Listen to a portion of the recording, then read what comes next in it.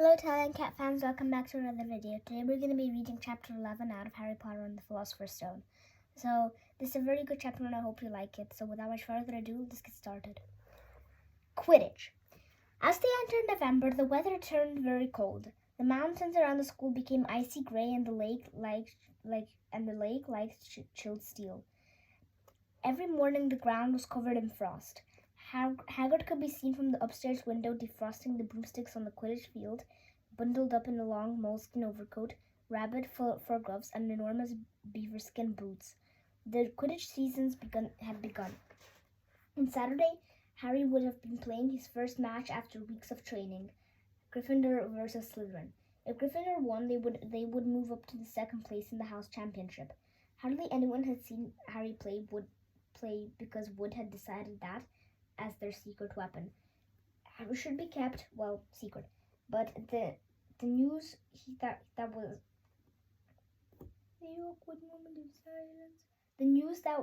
he was playing secret had leaked out somehow, and Harry didn't know which was worse: people telling him he would be brilliant, or people telling him they'll be running around underneath him holding a mattress.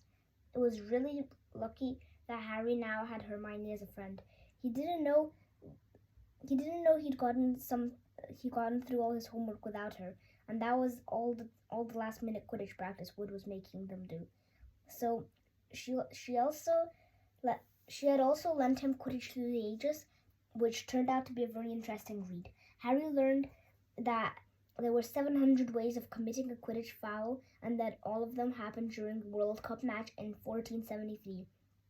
And seekers were usually the smallest and fastest players, and that most seriously Quidditch accidents seemed to happen to them, that although people rarely died playing Quidditch, referees had been known to vanish and turn up months later in the Sahara Desert.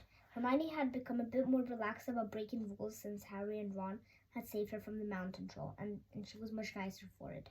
The day before Harry's first Quidditch match, the three of them were out in the freezing courtyard. During break, she had conjured them up a blue fire that could be carried around in a jam jar. They were standing with their backs to it, getting warm, when Snape crossed the yard. Harry noticed at once that Snape was limping. Harry, Ron, and Hermione moved closer together to block the fire from the view. They were sure it wouldn't be allowed. Unfortunately, something about their guilty faces caught Snape's eye. He limped over. He hadn't seen the fire, but he had been looking for a reason to tell them off anyway. "What's that you've got there?" It was Quidditch Through the Ages. Harry showed him. "Library books are not to be taken outside of the school," says Snape. "Give it to me. 5 points from Gryffindor." "He just made that rule up," Harry muttered angrily as Snape limped away. "Wonder what's wrong with his leg."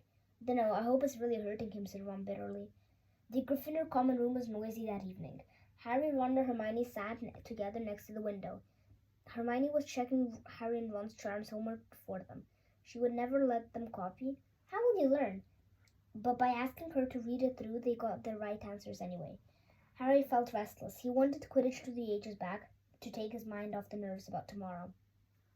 Why should he be afraid of Snape? Getting up, he told Ron and Hermione he was going to go ask Snape if he could have it.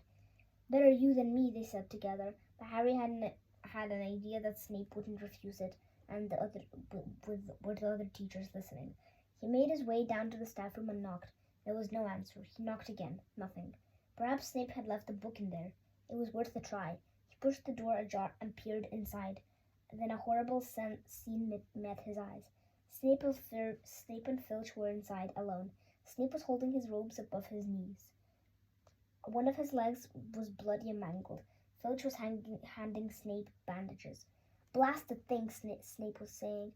"How were you supposed to keep your eyes on all 3 heads at once?" Harry shut the door quietly, but "Potter!" Snape's face was twisted with fury as he dropped his robes quickly to hide his leg. Harry gulped. "I wonder if I could have my book back." "Get out! Out!" Harry left before Snape could take any more points from Gryffindor. He sprinted back upstairs. "Did you get it?" Ron asks as Harry joined them. "What's the matter?" In a low whisper, Harry told them that he would be seen. "You know what that means," he finished breathlessly. "He tried to get past the 3-headed dog at Halloween. That's where he was going when we saw him. After all, whatever it's guarding, and I bet my broomstick he let that troll in to make a diversion." Hermione's eyes were wide. No, he wouldn't. I know he's not very nice, but he wouldn't try to steal something Dumbledore was keeping safe. Honestly, Hermione, you think all teachers are saints or something, snapped Ron. I'm with Harry. I wouldn't put anything past Snape. But what's he after? What's the dog guarding? Harry went to bed with his head buzzing with the same questions. Neville was snoring loudly, but Harry couldn't sleep. He tried to empty his mind. He needed to sleep. He had to. He had his first Quidditch match in a few hours. But the expression of Snape's face when Harry had seen his leg wasn't easy to forget. The next morning was dawned and was bright and cold. The great hall was full of delicious smell and fried sausages and the cheerful chatter of everyone looking forward to a good Quidditch match. You've got to eat some breakfast. I don't want anything. Just a bit of toast, wheedled Hermione. I'm not hungry. Harry felt terrible. In an hour's time, he was walking onto the field. Harry, you need your strength, said Seamus Finnegan. Seekers are always the one who get clobbered by the other team. Thanks, Seamus, said Harry, watching Seamus pile ketchup on his sausages. By 11 o'clock, the whole school seemed to be out on the stands on the Quidditch pitch. Many students had binoculars. The seats might have raised high into the air, but it was still difficult to see what was going on sometimes. Ron and Hermione joined Neville, Seamus, and Dean, the West Ham fan. Ron and Hermione joined Neville, Seamus, and Dean, the West Ham fan, up to the top row. As a surprise for Harry, they had painted a large banner on one of those sheets Scabbers had ruined. It said Potter for President, and Dean, who was very good at drawing, had drawn a large Gryffindor lion underneath. Then Hermione had performed a tricky little charm so that the paint flashed different colors. Meanwhile, in the locker room, Harry and the rest of the team were changing into their scarlet Quidditch robes. Slytherin would be playing in green. Wood cleared his throat for silence. Okay, man, he said. And woman, said Chaser Angelia Johnson. And woman, Wood agreed. That's it. The big one, said Fred Weasley. The one you've all been waiting for, said George. We know all of our speech by heart, Fred told Harry. We were on the team last year. Shut up, you two, said Wood. This is the best team Gryffindor's had in years. We're going to win. I know it. He glared at them all as if to say, or else. Right, it's time. Good luck, all of you. Harry followed Fred and George out of the locker room and hoping his niece wasn't going to give away, walked to the field to loud cheers. Madame Hooch was refereeing. She stood in the middle of the field waiting for two teams, her broom in her hand. Now, I want a nice fair game, all of you, she said, once they were all gathered around her. Harry noticed that she seemed to be speaking particularly to the Slytherin captain, Marcus Flint, a fifth year. Harry, though Flint looked as if he had some troll blood in him.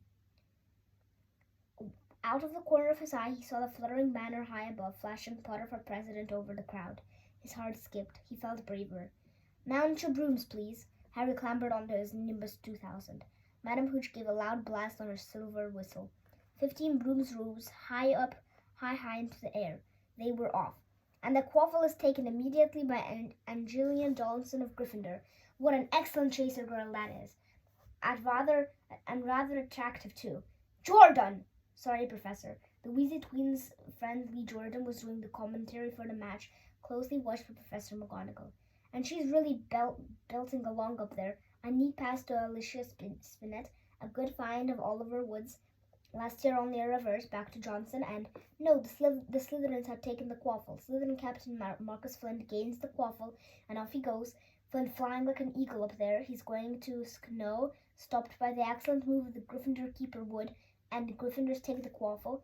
That's Chaser Katie Bell of Gryffindor out there. Nice dive around Flint, up the field, and ouch, I must have heard hit in the back of the head by a bludger. Quaffle taken by the Slytherins. That's Adriana Percy speeding off towards the goalpost, but he's blocked by a different bludger, sent his way by Fred and George Weasley. Can't tell which. Nice play by the Gryffindor beater anyway. And Johnson back in position of the quaffle. A clear field ahead, and off she goes. She's really flying. Dodges a speeding bludger. The goalposts are ahead. Come on, Angelina. Keeper Bletchley dives, misses. Gryffindor score! Gryffindor cheers filled the cold air with howls and moans from the Slytherins. Budge up there, move along. Hagrid! Ron and Hermione squeezed together to give Hagrid enough space to join them. Been watching from me hut, said Hagrid, patting a large pair of binoculars around his neck. But it isn't the same being in the crowd. No sign of the snitch yet, eh? No, said Ron. Harry hasn't had to do much yet. Keep out of trouble, though. That's something, said Hagrid, raising his binoculars and peering skyward at the speck that was Harry. Way up above them, Harry was gliding over the game, squinting about for some sign of the snitch. This was part of him and Wood's game plan. Keep out of the way until you catch sight of the snitch, Wood had told him. We don't want to get attacked before you have. When Angelina had scored, Harry had done a couple of loops to get off his feelings. Now he was going back and staring around for the snitch. Once he caught sight of a flash of gold, but that was just a reflection from one of the Weasley twins' wristwatches. And that was a bludger, and once a bludger decided to come pelting his way, more like a cannonball than anything. But Harry dodged it and Fred Weasley came chasing after it. All right there, Harry, he had time to yell, but as he beat the bludger furiously towards Marcus Flint. Slytherin in position, Lee Jordan was saying. Chaser Percy ducks 2 bludgers, 2 Weasleys, and Chaser Bell, and speeds off towards... wait a moment, was that the snitch? A murmur ran through the crowd as Adrian Percy dropped the quaffle, too busy looking over his shoulder as a flash of gold that had passed his left ear. Harry saw it. In a great flush of excitement, he dived towards it after the streak of gold. Slytherin seekers Terence Higgs had seen it too. Neck and neck, they hurtled towards the snitch. All chasers seemed to have forgotten what they were supposed to be doing, and they had hung in midair to watch. Harry was faster than Higgs. He could see the little round ball, wings fluttering, darted up ahead. He pulled on extra spurt of speed. Wham! A roar of rage echoed from Gryffindors below. Marcus Flint had blocked Harry on purpose, and Harry's broom spun off, of course, Harry holding on for dear life. Foul! Screamed the Gryffindors. Madam Hooch spoke angrily to Flint and then ordered a free shot at goalpost for Gryffindor. But all in confusion, of course, Golden Snitch had disappeared from sight again. Down in the stands, Dean Thomas was yelling, "Send him off, Rev! Red card!" "What are you talking about, Dean?" said Ron. "Red card!" said Dean furiously. "In soccer, they get shown the red card and you're out of the game." "But this isn't soccer, Dean," Ron reminded him. Hagrid, however, was on Dean's side. "They ought to change the rules. Flint could have knocked Harry out of the air." Lee Jordan was finding it difficult not to take sides. So after the obvious and disgusting bit of cheating, "Jordan," growled Professor McGonagall. After the opening and revolting foul, "Jordan, I'm warning you." All right. Flint nearly kills the Gryffindor seeker, which could happen to anyone, I'm sure, so a penalty to Gryffindor taken by Spinnet, who puts it away no trouble, and we continue to play. Gryffindor still in position.